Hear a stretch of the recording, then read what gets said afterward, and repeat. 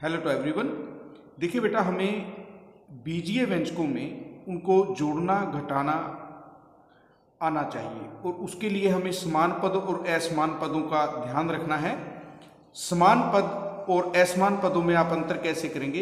यदि व्यंजकों में चरों के गुणनखंड समान है तो वे समान पद हैं, और यदि चरों के गुणनखंड असमान है तो असमान पद हैं।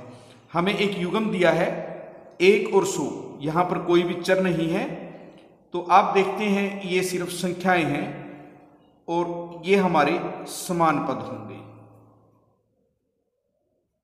उसके बाद हम देखते हैं -7x और 5/2x। यदि हम -7x के गुणनखंड करें तो हमारे पास -7 और x होगा, और इसमें 5/2 और x होगा। आप देखते हैं जो हमारे चर वाले पद हैं उनके गुणनखंड समान हैं, इसीलिए ये हमारे समान पद होंगे, क्योंकि यहां पर जो चर है वो समान है। -29x और -29y, यहाँ -29 और x हमारे गुणनखंड है, यहाँ -29 और y हमारे गुणनखंड है।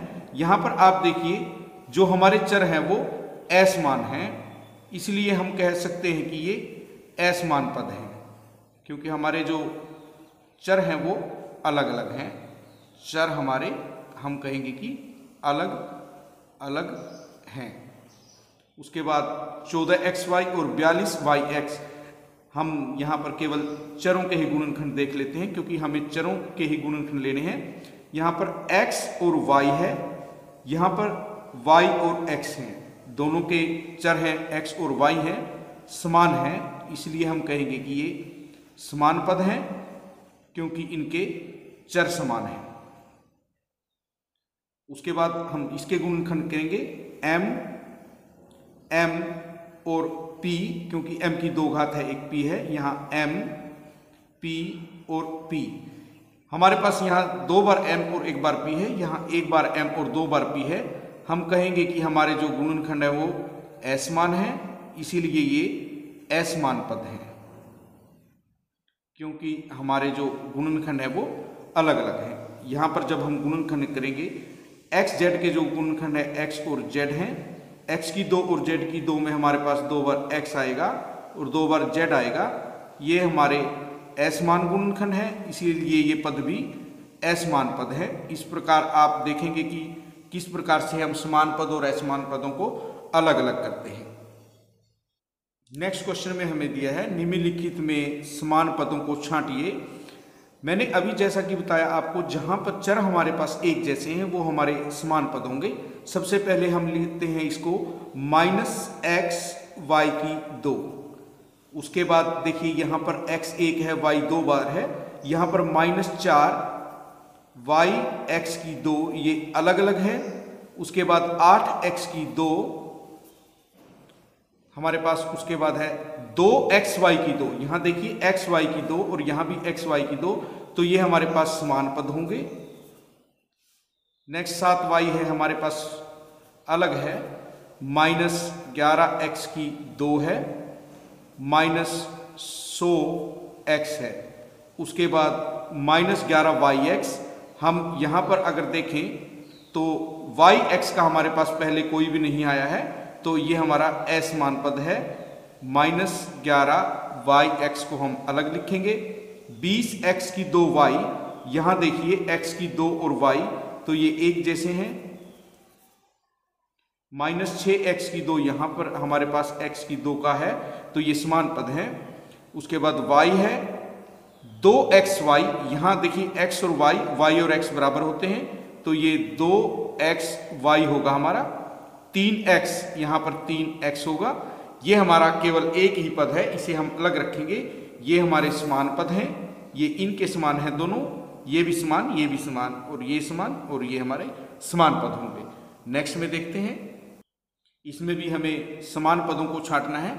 सबसे पहले हम पहले पद से लगते हैं, जो 10pq दिया है, अगला पद अलग है, केवल p है हमारे पास, इसमें केवल 8q है।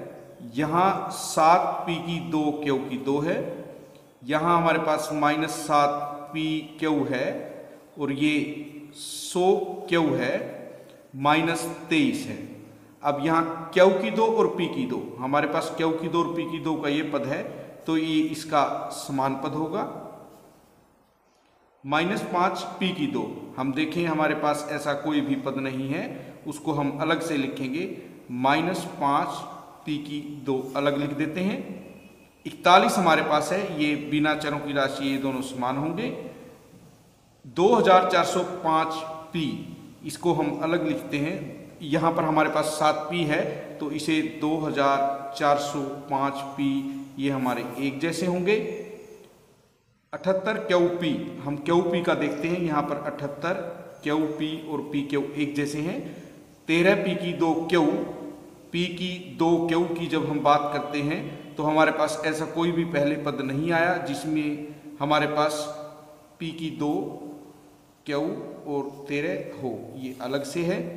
क्यू पी की 2, यदि हम इसकी बात करें तो हमारे पास क्यू पी की 2 यहाँ है और क्यू पी की 2 यहाँ है, ये दोनों समान पद हैं। 701 पी की 2, यहाँ पर देखिए 701 पी की 2 इसके जैसा बनेगा, ये दोनों समान पद होंगे, ये भी हमारे समान पद हैं,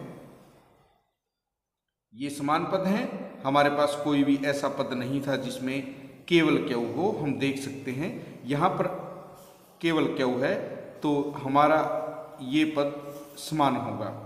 उसके बाद यहाँ ये समान है। पी क्यू का हमारे पास कोई भी -7 पी क्यू यहाँ जाएगा, तो ये हमारे पास 3 पद समान है। ये 2 पद इनको हमने यहाँ पर लिख लिया है। यहाँ पर हमारे पास समान पद है। इस प्रकार आपको इसको करना है।